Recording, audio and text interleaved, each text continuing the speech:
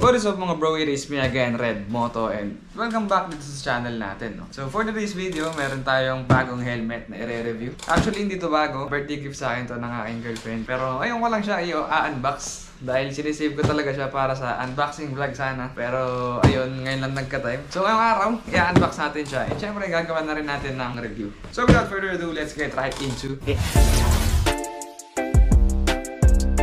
Okay guys, so this is the EVO GT Pro full face helmet. So yung GT Pro alam ko matagal na siya, hindi ko alam kung anong year. Search na lang natin. EVO GT Pro release. Oh, 2022 may GT Pro helmet na guys. So this is the EVO GT Pro full face helmet. And ito yung kantsura ng kanyang box. Same lang sa mga nauna nating box ng EVO helmet. Tapos ito naman yung laman sa loob. Charang! So meron siyang kasamang clear lens. Ano siya? Tapos, syempre, yung dust bag ng EVO. Hindi lang siya yung katulad ng iba na plain black, no? Meron siyang design na gray dito na may nakalagay na maraming EVO. And ladies and gentlemen, ito ang itsura ng aking bagong helmet. The EVO GT Pro Outbreak Edition. Edition ba ang tawag doon? Basta Outbreak yung tawag sa colorway niya. So, combination siya ng red, black, white. Tatlong favorite kong kulay, di ba? Naka-iridium lens din siya pala guys, so hindi pala siya naka-smoke lens.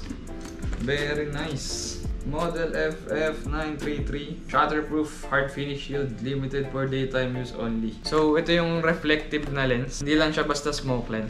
Size large pala ang gamit natin. Ito rin naman yung size ng mga nakaramong helmet. Tapos, ayun, anti-scratch visor. So dual visor na rin siya. Ayan, meron siyang sun visor na common naman na sa mga EVO helmets ngayon, pero very useful pa rin, no? Lalo na pag nagpalit tayo ng clear lens tapos nag-ride tayo sa medyo tirik na araw, meron pa rin tayong sun visor na magagamit natin para sa anti-silaw, di ba? Tapos useful pa rin siya kahit na yung smoke or iridium lens yung gamit natin, kasi syempre kapag ka nagra-ride tayo tapos medyo mainit yung panahon, pwede natin angat yan.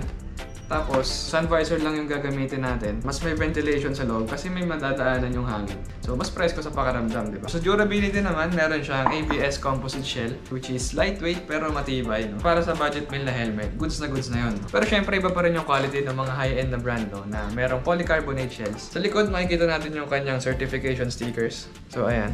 So, ECE, which means pasado siya sa European standards, and ICC naman para sa Philippine standards. So, ito naman yung tsura ng kanyang loob. Meron siyang Duraflex washable inner foam set. Pwede natin siyang tanggalin para malabhan, diba? Tapos meron lang siyang gray na lining dito. Oh, tapos meron din pa pala siyang ano dito, oh. Meron siyang borda ng EVO. Pagdating naman sa aesthetics, ganyan yung tsura niya, guys. Combination of black, red, and white na merong very sporty na design. Meron siyang logo ng EVO dito. Tapos meron ding EVO dito sa gilid. Tapos may nakalagay lang na Outbreak. Glossy finish, kaya kahit na very aggressive yung design niya, elegant pa rin siyang tignan. So kulay white yung kanyang pinaka-ventilation. Tapos meron din siyang mga kanto-kanto dito para sa aerodynamics and airflow. And syempre nakakadagdag din ng angas dun sa helmet natin. Tapos meron pa tayong spoiler dito na napakalupit. Kulay black na, tignan niyo yung itsura, parang Batman. Tapos ayan yung kanyang itsura sa kanyang left side. Ito naman sa right side. Front view.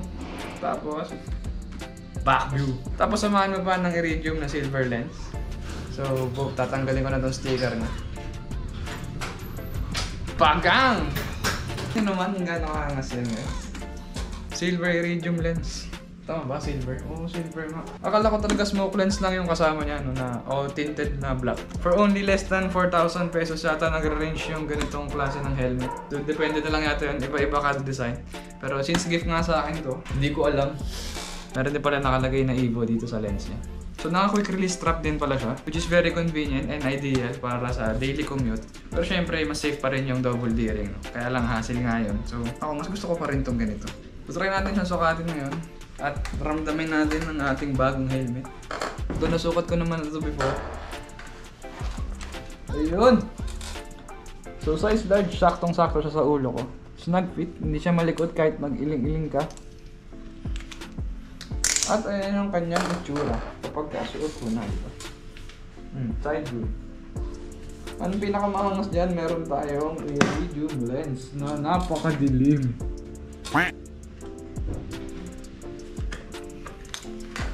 So tanggalan natin bago pa umasim. Very comfortable siya sa ulo and mas magaan din siya di hamak kaysa dun sa gamit natin kasi modular yung gamit ko currently. And ito, full face helmet naman. So saktong-sakto lang yung large sa ulo ko. Snug fit pero hindi sobrang sikip na parang puputok na yung ulo mo. Sakto lang siya, hindi malikot kahit ialog-alog. Tapos magaan, no? Sobrang gaan niya. At least compared dun sa helmet na ginagamit ko kasi modular yun.